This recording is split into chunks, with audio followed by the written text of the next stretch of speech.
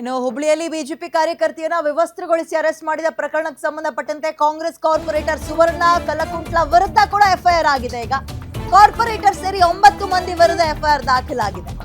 ಹುಬ್ಳಿಯ ಚಾಲುಕ್ಯನಗರದಲ್ಲಿ ಘಟನೆ ನಡೆದಿತ್ತು. ನೋಡಿ, ಇದು ಮತದಾರರ ಪಟ್ಟಿ ಪರಿಷ್ಕರಣೆ ವಿಚಾರವಾಗಿ ಬಿಎಲ್ಒ ಜೊತೆಗೆ ಈ ಇಷ್ಟು ತನಕ ಹೇಳಿದ್ವಲ್ಲ ಹಂಡಿ ಅಂತ, ಆಕೆ ಅವರ ಬ್ರದರ್ ಅದ್ರ ಜೊತೆಗೆ ಪಾರ್ಟಿಸಿಪೇಟ್ ಮಾಡಿದ್ರು. ಲೋಕಲ್ಸ್ ಇದನ್ನ ಪ್ರಶ್ನೆ ಮಾಡಿದ್ರು. ಆಗ ಗಲಾಟೆ ಆಯ್ತು.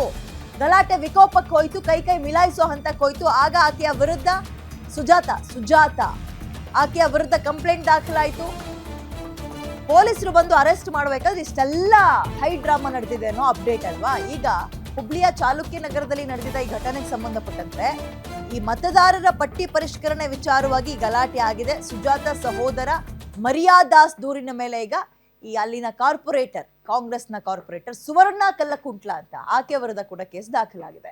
ಕೊಲೆ ಯತ್ನ, ಜೀವ ಬೆದರಿಕೆ, ಗಲಭೆ ಸರಿ 8 ಸೆಕ್ಷನ್ಸ್ ಗಳನ್ನು ಹಾಕಿದ್ದಾರೆ ಸುವರ್ಣ ಕಲ್ಲಕುಂಟ್ಲ ವಿರುದ್ಧ. ಈಗ ಆಕೆಯನ್ನ ಬೇಗ ಅರೆಸ್ಟ್ ಮಾಡಬೇಕು ಅಂತ ಆಗ್ರಹಿಸಿ ಬಿಜೆಪಿ ಕೂಡ ಹೋರಾಟ ಮಾಡಿತ್ತು. ನಿನ್ನೆ ರಾತ್ರಿ 8 ಗಂಟೆವರೆಗೂ ಪ್ರೊಟೆಸ್ಟ್ ಮಾಡಿತ್ತು ಬಿಜೆಪಿ.